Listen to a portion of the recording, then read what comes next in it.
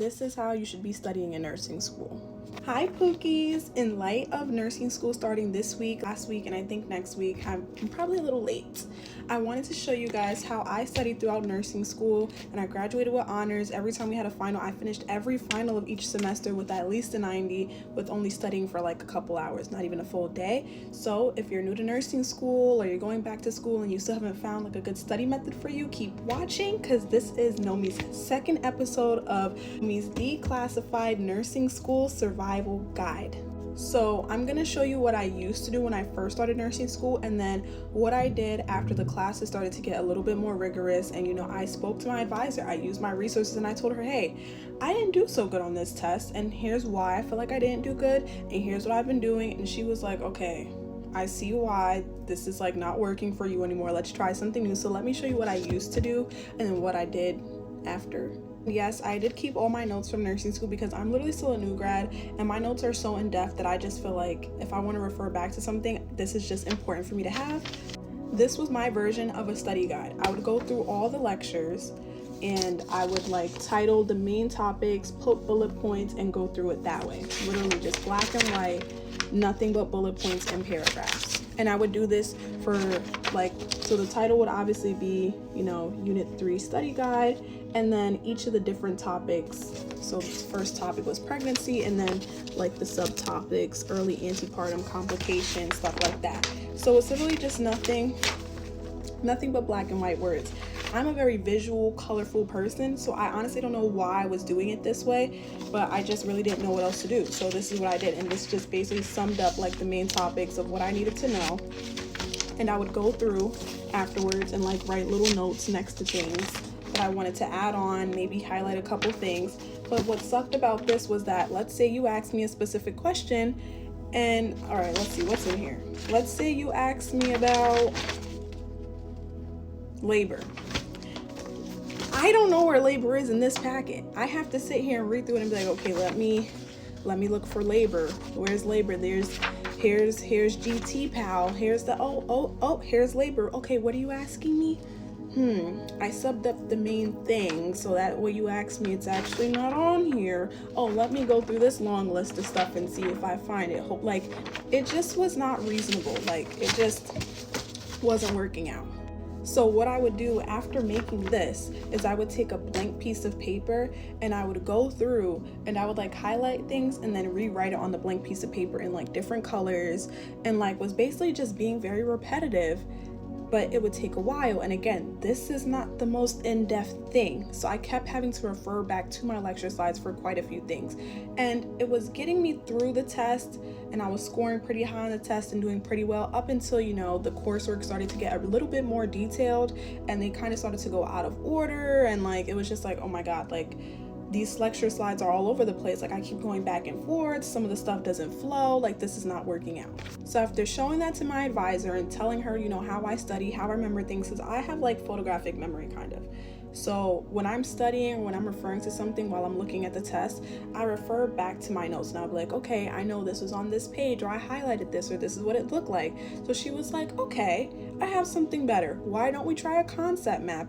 All your information for that one topic will be on one page. You color code it how you want to, you highlight what you want to, but it's all on one page. So you don't have to flip through 100 bullet points to look for something. You'll know exactly where to find it. And because you refer to stuff in your head by looking at the paper, I literally see the paper in my head, if you color code it and you consistently put your meds in the left lower box, you consistently put your indications for that in the upper right box, you'll know in your head where stuff is. When you look at the paper, you'll know where to refer to instantly. So here's one I made for invasive cardiac monitoring. It's very detailed. It's in different colors. The colors aren't really picking up on the camera too well, but the top is purple and the bottom is blue. This is dark blue, light blue, this is pink. I have other ones that are more colors, which I'll show you, but look how detailed this is, and everything is on this one page. So if I want to know about A lines, if I want to know about PACs, if I want to know about, I don't know, any type of central venous catheter, it is all on here. The Allen's test, which is such a small detail, is on here. The indications, the placement, phlebostatic access, it's all here. It's literally all here.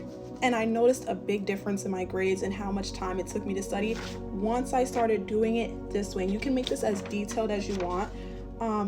Like for example, all the boxes have a little label on them, but specifically for invasive cardiac monitoring, I crossed these out because I did not need those titles for the boxes, but I'll show you one where I did leave the titles. And there's also different kinds of concept maps. This is another one. This is for a 3rd degree AV block. And this just has 3 columns. And this is when, you know, there's slightly less information, but there's still enough where you need some stuff. This is what I use. So these also have titles, but I didn't cross them out, but I did relabel them. So this is EKG characteristics. This is treatment. What is this over here? This is me just describing what it is. And then up here in blue is just like a light summary of what a 3rd degree AV block is. So, oh no, this is a quote from the poem I learned to help me remember different heart blocks. So for a 3rd degree AV block, I put if P's and Q's don't agree, then you have a 3rd degree. So simple, all on one page. You guys are probably gonna think I'm crazy, but I have 2 binders. So this small binder would be for the unit that we are currently on. As I make the concept maps, I put it in that. After I take the unit exam for that, I add it to the big boy binder to keep for like the whole semester. So this literally has all 2 years of nursing school worth of stuff. This is in there. This specific page right here is like my pride and joy. Like I see this concept map and I get so happy because I literally put my heart into it. So this is about burns. And as you can see, this one is really color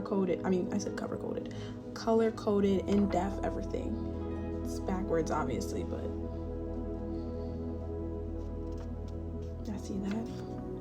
I'll give you guys like a good close-up of everything on here.